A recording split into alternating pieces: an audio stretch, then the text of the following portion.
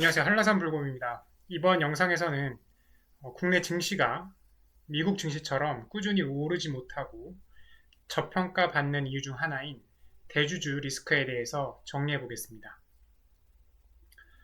국내 증시, 즉 코스피나 코스닥에 투자해온 투자자들은 최근 이 미국 증시를 보면 참 부러운 생각이 들 것 같습니다.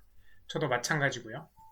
코로나 사태에도 불구하고 이 미국 증시가 계속 오르고 있기 때문이죠.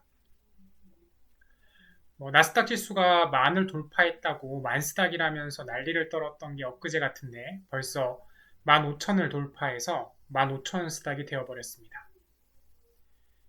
S&P 500도 몇 번의 큰 등락이 있었지만 한번 S&P 500 차트를 보시면요. 1970년대부터 나오는데 S&P 500 지수도 보면은 큰 등락이 몇 번 있었습니다. 그런데 이제 마지막 등락이었던 이 서브프라임 모기지 사태 이후로는 꾸준히 상승을 하고 있습니다. 그래서 1990년대 중반 대략 500이었던 S&P 500 지수는요. 25년이 지난 지금 약 4,500을 돌파해서 약 9배 정도로 성장을 하였습니다. 그리고 나스닥을 한번 보면요. 나스닥은 더 놀랍죠. 네, 나스닥은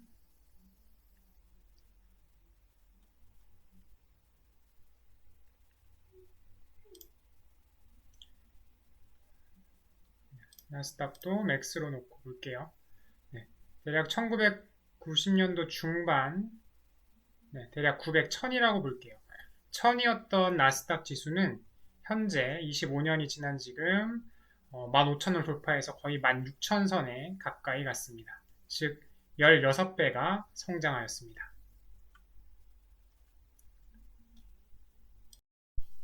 그에 비해서 국내 증시는 어떻죠? 네, 코스피 같은 경우 볼게요. 코스피 그래프를 보면은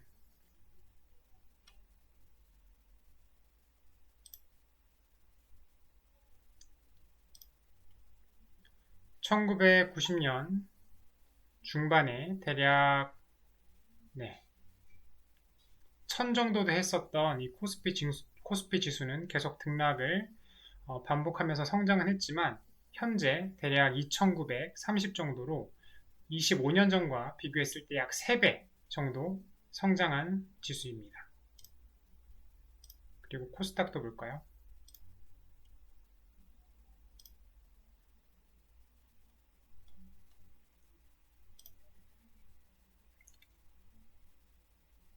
네, 코스닥도 놓고 보면은 1990년대 중반에가 1000이었죠. 그리고 닷컴 버블 때는 2500에 달하기도 했고요. 네, 지금은 1000을 전후해서 1000선에서 움직이고 있습니다. 정말 눈물이 앞을 가리는 수준입니다. 이게 물론 이 국내 기업들의 실적이 별로라면 그리고 예전에 비해 성장을 많이 못했다면 이런 코스피, 코스닥 지수, 이 국내 증시에도 뭐라고 할 말은 없을 것 같습니다.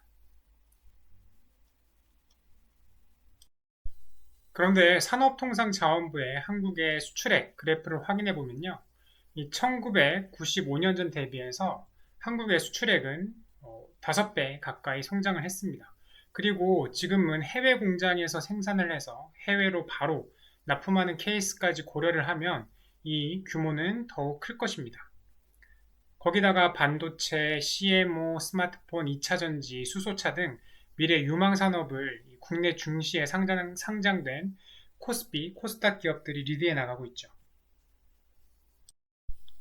한국 증시와 미국 증시의 PER을 비교해보면 그 차이가 여실히 드러납니다.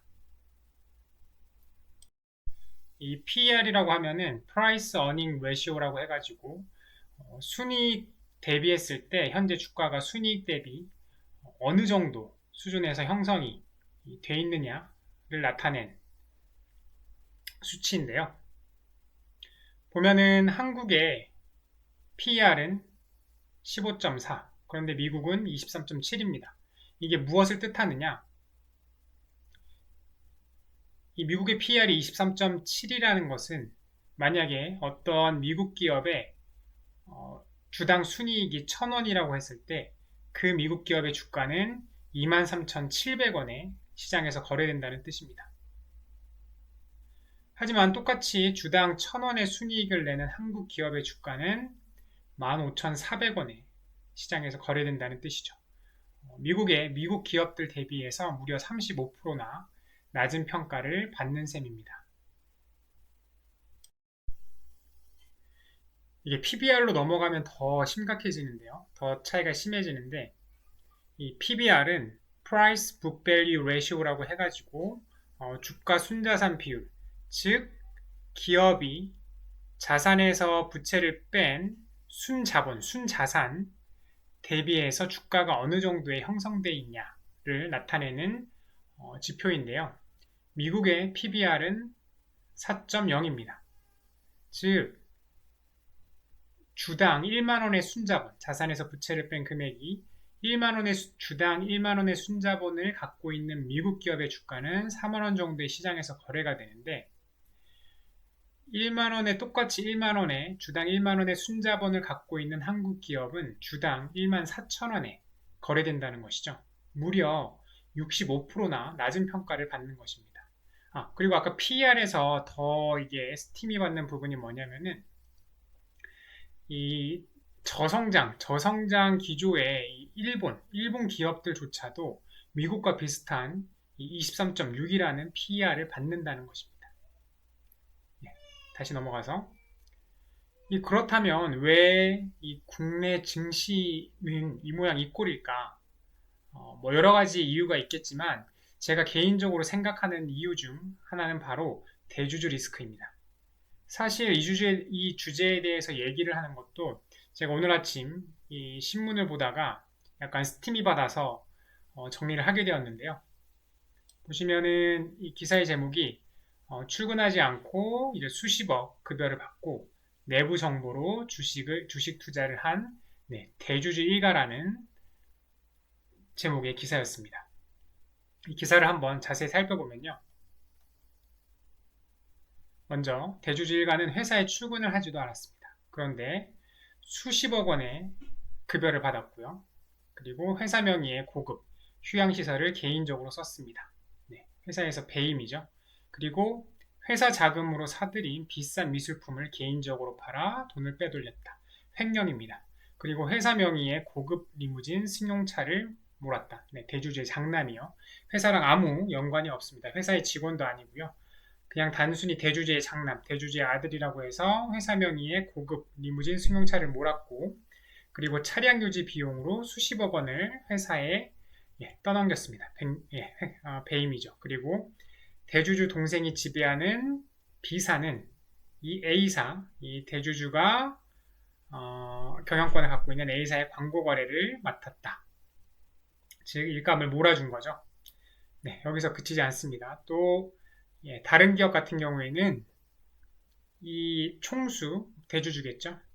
이 총수 대주주는 이 계열 제약회사인 이사가 조만간 증시에 상장할 것이란 내부 정보를 자녀들에게 알려줬고 자녀들은 이 정보를 이용해서 이 이사의 주식을 취득을 했습니다. 이후 이사가 증시에 상장하면서 막대한 시세 차익을 얻었다고 합니다. 이거는 자본시장법 174조 1항 위반으로 1년 이상의 유기징역 그리고 얻은 이익의 3배 이상 5배 이하의 벌금을 내야 하는 범죄입니다. 그리고 주력 계열사인 F사는 총수 자녀들이 지배하는 계열사에다가 원재료를 사면서 시세보다 비싼 가격으로 계산했다. 배임이죠. 그래서 국세청은 이들에 대해서 증여세 수십억 원과 법인세 수백억 원을 추징했다고 하긴 하네요. 그 다음 한 대기업의 대주주는 이 경영 성과와는 무관하게 원래는 경영 성과에 따라서 급여를 특히 이제 대주주 같은 경우에 경영자 같은 경우에는 경영 성과에 따라서 인센티브를 받아야 되는데 이 경영성과와 무관하게 연봉으로 수십억 원, 그리고 퇴직금으로 수백억 원을 챙겼다고 합니다. 이것도 배임이 될 수 있죠. 그리고 호화로운 휴양시설을 지으면서 건설비용 수백억 원을 계열사에 부담시켰고, 이 시설을 개인 별장으로 사용했다고 했는데 이건 횡령이 될 수도 있고요. 네, 그리고 자녀가 지배하는 법인의 사업 시행권이나 부동산 등을 무상이나 저렴한 가격에 넘겨줬고, 자녀가 지배하는 회사의 무형자산을 비싸게 사들이거나 사용료를 과도하게 지급하는 방법도 동원했다고 합니다. 네, 배임이죠. 즉, 이 국내 증시에 상장되어 있는 기업들 중에 상당수의 기업이 이 자본시장법 위반, 배임, 횡령 등이 대주주 일가에서 너무나 자연스럽게 이루어지고 있습니다. 이 주식회사를 주주들의 회사가 아니라 그냥 자기 개인 회사라고 생각하는 대주주들이 아직도 너무나 많은 거죠.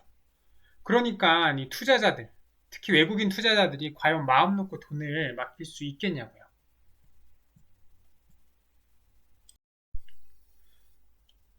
국내 증시에 상장된 기업들은 미국 기업들과는 다르게 소유와 경영도 전혀 분리가 안 되어 있고 매우 투명하지 않은 상태입니다. 그리고 앞에서 본 것처럼 자본시장법 위반, 배임, 횡령 등에 대해서 처벌도 너무 약합니다. 항상 이런 대주주들에게는 경제에 이바지한 공이 크다는 이유를 들어서 너무 관대해 왔습니다. 심지어는 이 기업 승계를 위해서 의도적으로 주가를 낮게 유지하는 기업들도 국내 증시에 상당수 있습니다. 주가가 낮으면 증여세, 상속세가 줄어들어서 승계에 유리하기 때문이죠.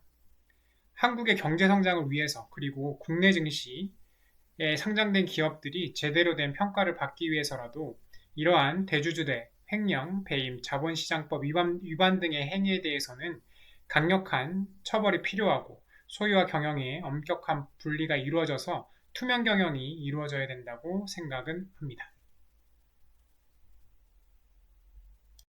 이번 영상이 도움이 됐다면 영상 하단에 좋아요 버튼을 클릭, 새로운 영상이 계속 보고 싶으시다면 구독 버튼을 클릭, 블로그 포스팅도 같이 업데이트 받아보고 싶으시다면 영상 하단 네이버 인플루언서 링크로 들어가 펜하기를 클릭해주세요.